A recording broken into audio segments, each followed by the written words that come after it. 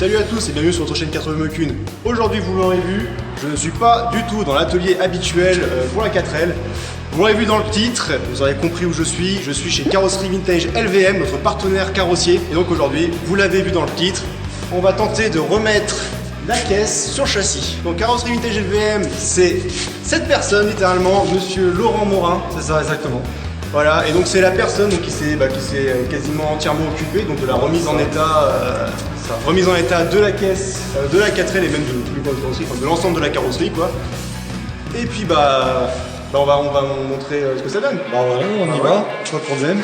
Voici notre carrosserie, on va vous la dévoiler.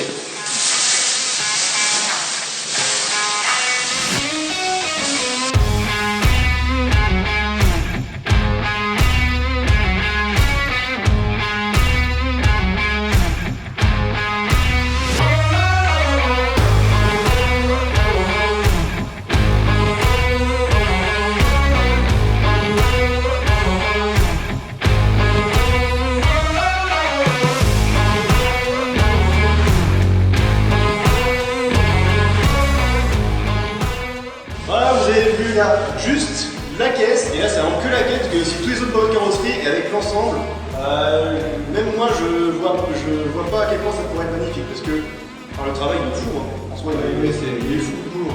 C'est plus de travail que prévu. Ça, ouais. On va remonter ça sur le joujou qui est dessus, parce que pour le moment on a un œuf vide et un skateboard. Du coup on va essayer de faire en sorte que tout ça ressemble à une voiture. Alors pour l'assemblage de la caisse sur châssis, entre la caisse et châssis, il faut mettre un joint. Alors faut pas mettre n'importe quel joint, parce qu'il y en a, j'ai déjà vu certains équipages, par exemple de ceux qui font des rallye raids, qui comme joint ils mettent simplement du joint pistolet, polyuréthane normal. C'est pas du tout l'idéal pour ce genre d'utilisation. L'idéal c'est un joint de ce style là. Je vais vous montrer ce que c'est. En fait ça correspond simplement au joint d'origine en fait de la 4L. Il faut un joint. Voilà, il se présente en rouleau comme ça. La propriété de ce joint, vous voyez, c'est que déjà il est en ruban.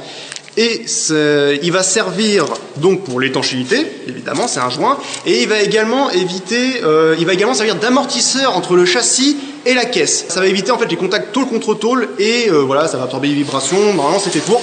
Et en plus, il a la capacité de ne pas sécher dans le temps. Ceux qui ont déjà démonté une caisse de 4L le savent, le joint il reste collant, il a peu vieilli en fait, même 30 ans après. Et du coup, c'est le même type de joint qu'il faut remettre. Moi, je peux que vous conseiller de mettre ça si vous remontez une caisse de 4L un jour, je peux que vous conseiller de mettre ça. Et après, c'est pas très compliqué, hein, simplement on pose sur le châssis aux endroits voulus, on découpe aux bonnes longueurs, on fait tout le tour.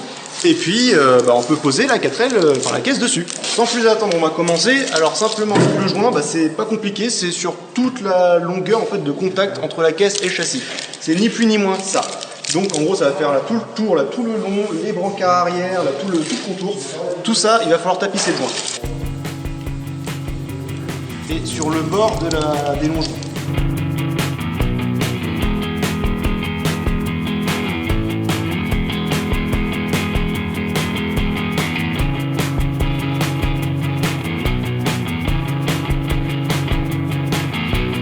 Bon voilà, j'ai mis les joints sur le châssis. Il me semble que chez Renault ça fait ça des joints réglisse. Voilà, si vous voulez chercher. Sinon c'est du terroson, quelque chose comme ça. Je mettrai en lien dans la description. Il faut penser donc maintenant à l'assemblage de la caisse. Ça se fixe simplement avec des vis. Et à certains endroits il faut mettre des écrouquages comme cela. Voilà, juste il faut penser à les mettre avant de poser la caisse, sinon on a un peu. C'est sur la bande, là, la tôle qui est ici.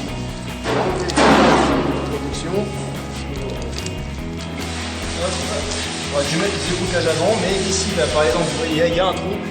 Enfin voilà, tout le long, il y a des trous, et à ces endroits-là, il faut mettre des écrouquages comme ça.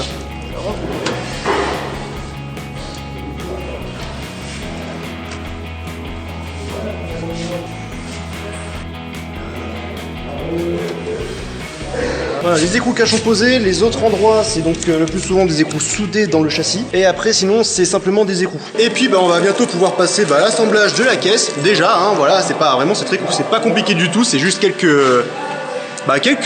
joints et quelques vis, hein, réellement, il n'y a pas très compliqué. Il faut juste bien centrer la caisse sur le châssis, c'est bien logique, hein, sinon les fixations ne vont pas tomber en face.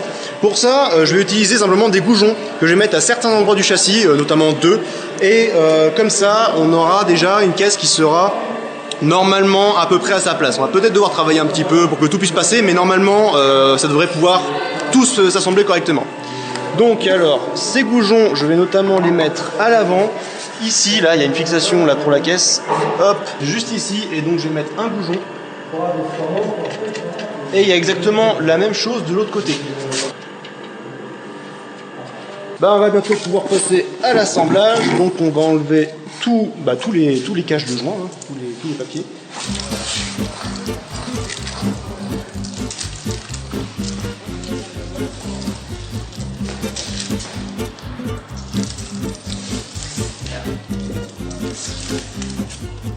Du coup, j'ai mis des piges là pour aligner le tout. Alors, si on fait l'assemblage. Ouais, donc derrière, tu vas juste tes développements, on va être bon. Ouais. Allez, c'est parti. Attention au début.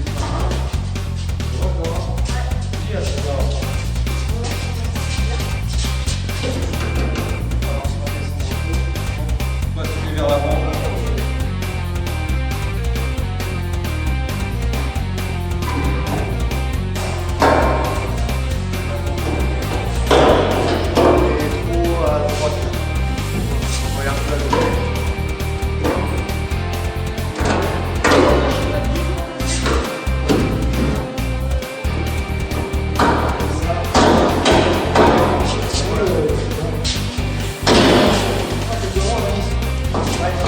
Ouais, d'accord.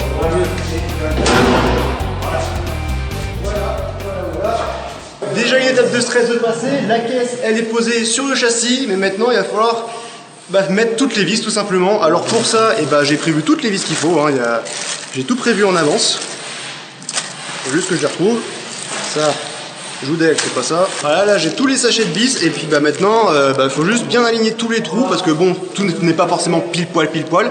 Visser et puis c'est tout. Voilà, globalement, le truc sera fixé et la caisse tiendra au châssis. Allez, c'est parti. Allez, je m'attaque au montage. Donc là, il me semble qu'il y a à peu près 25 vis à peu près, il me semble. Voilà, donc tout le tour.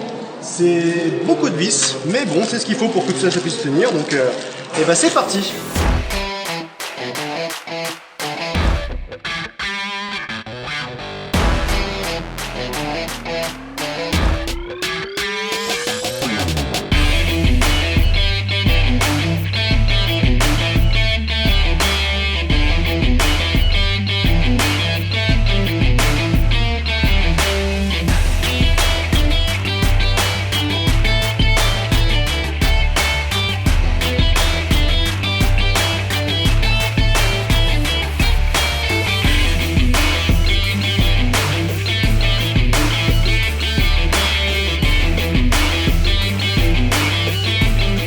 Voilà, la caisse est reposée. Alors j'ai quelques soucis avec des vis qui ne veulent pas passer, tout ça.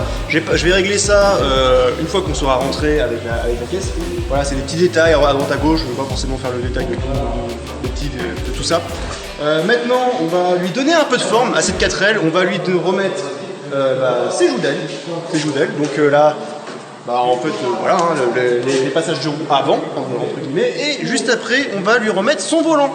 Alors, les joudels, donc ça vient se fixer là, et donc il y a des trous de fixation tout là, et ça vient également se fixer sur le châssis, des trous de fixation, donc il y en a un là, et on voit pas. Voilà, sur la traverse qui est ici, et là il y a aussi des trous de fixation pour les joudels. Donc c'est pas très compliqué, il y a juste un joint ici à faire entre la caisse et la joudel pour s'assurer une étanchéité au niveau du passage de roue, hein, parce que ça barbote là-dedans.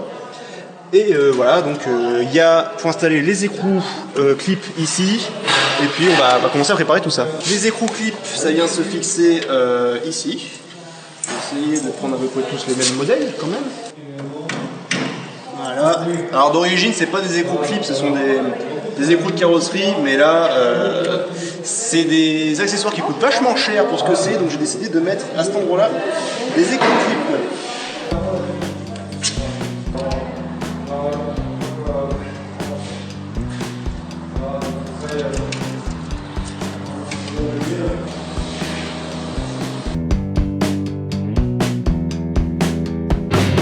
Et là, il va falloir réussir à passer ça. Après, là, il faut passer les durite de frein dans le caoutchouc ici. Ouais. Et ensuite, amputer la semelle.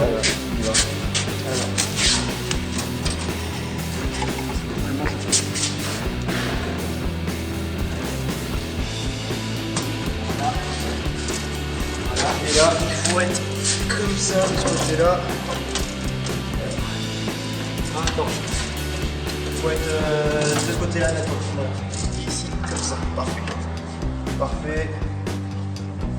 On applique. Vas-y, doucement tes vis. Ouais. Une vis comme ça. Déjà, je vais juste pour que ça. Juste pour que ça soit aligné. Voilà, ça tienne un peu plus.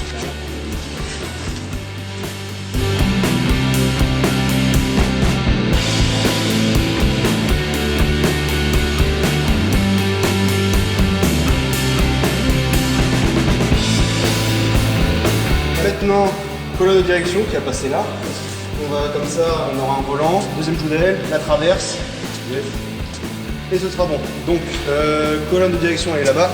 Alors, un peu de joint sur cette surface-là, sur tout le tour ici. Là. Ouais.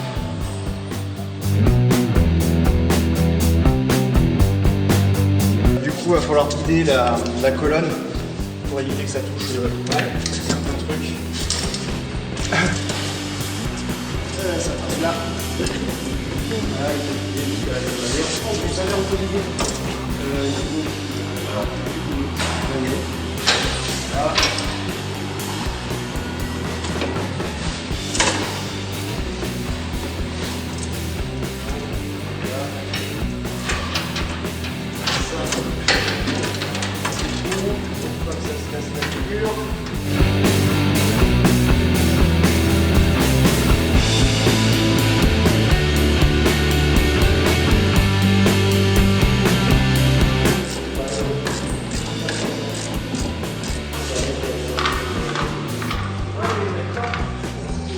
On a des roues qui tournent avec un volant. Alors, deuxième joue d'aile, la traverse, je serre tout. Yes. On y va. Allez, vamos.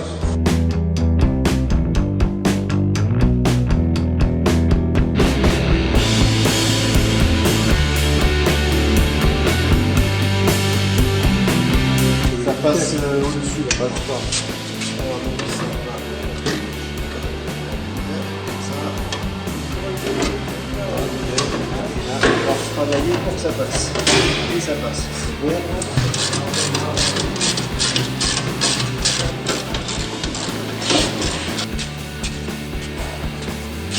Voilà.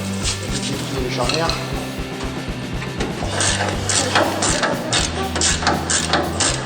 Three days later. Bon, on se retrouve maintenant, quelques temps plus tard, hein, je vais pas vous le cacher.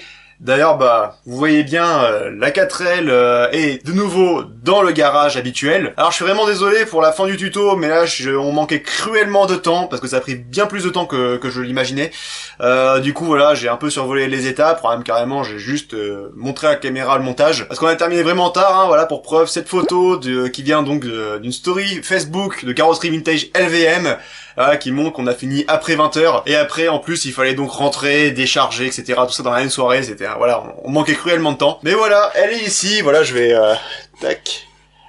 Elle est là, elle est magnifique, on la voit même pas entièrement, là, enfin bref, elle est ici. Il y a eu un petit peu de travail depuis qui a été fait, comme vous pouvez le voir, on a mis le pare-brise, on a mis quelques vitrages, voilà, on n'a pas encore remis le haillon derrière, parce qu'il nous manque du coup les petits caoutchoucs qui viennent entre les charnières, et le haillon, donc pour éviter simplement que ce soit contact tôle sur tôle. On a remis les serrures, j'ai fait le réglage des portes, j'ai mis les joints, tout ça, maintenant, ça ferme sur toutes les portes, et franchement ça c'est génial. Voilà, j'ai commencé à remonter 2-3 babioles. Tout ça je l'ai pas filmé, j'ai fait moi de mon côté. Donc ça c'est fait, voilà, c'est au moins vous êtes au courant, c'est fait. Il restera plus que le haillon sur les ouvrants à régler quand j'aurai les petits caoutchoucs à la moineux. Et du coup, bah également vous voyez, on a le volant, là le pédalier est remonté, les jumelles sont remontées. Vraiment maintenant on est sur quelque chose de qui ressemble à une voiture et qui est exploitable pour continuer la restauration. Donc encore une fois, merci à Carrosserie Vintage LVM de vous avoir soutenu donc sur la remise en état de cette carrosserie. Sans eux, bah on n'aurait simplement toujours pas de carrosserie, donc on n'en serait pas là en fait sans eux tout simplement. Donc merci à Monsieur Morin, merci également à son employé Alexandra, également pour m'avoir aidé à remonter tout ça sur châssis, parce que ça pas, voilà, tout seul, bah en fait on peut pas tout seul. Ah oui aussi, oui si vous n'avez pas exactement la même coupe de cheveux, pas exactement la même tête et pas les mêmes vêtements, c'est normal, je tourne cette séquence bien plus tard que toute la vidéo que vous venez de visionner.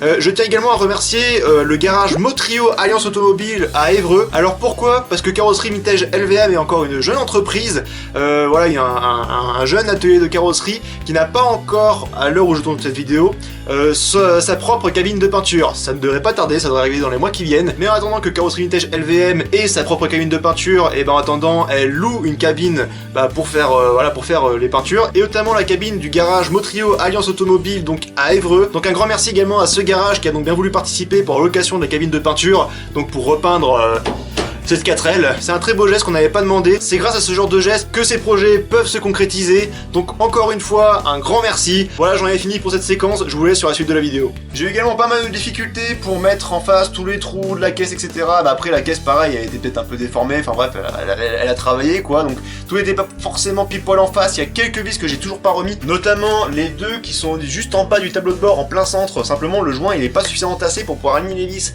Ça pour le moment j'ai pas encore trop de solution pour les mettre. Je vais attendre, je pense que ça se tasse doucement.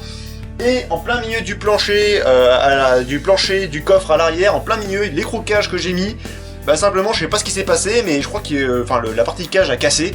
Et du coup il va falloir que je trouve une solution. Je pense comme solution que je vais faire, c'est que je vais mettre une grande vis qui va prendre en sandwich, parce que c'est vraiment la vis du milieu, donc je vais prendre une grande vis qui va prendre en sandwich donc la caisse et en dessous le réservoir, parce que tout est aligné, donc je pense que je vais faire comme ça. Et il me semble qu'il y a certaines 4L où c'est monté comme ça d'origine, donc en soi je serai sur un montage tout à fait normal. Mais voilà, c'est des petits détails pareil que je vais pas filmer parce que c'est vraiment c'est des petits détails, c'est pas les grosses étapes de la construction. Donc on va continuer tout ça tranquillement pour la restauration.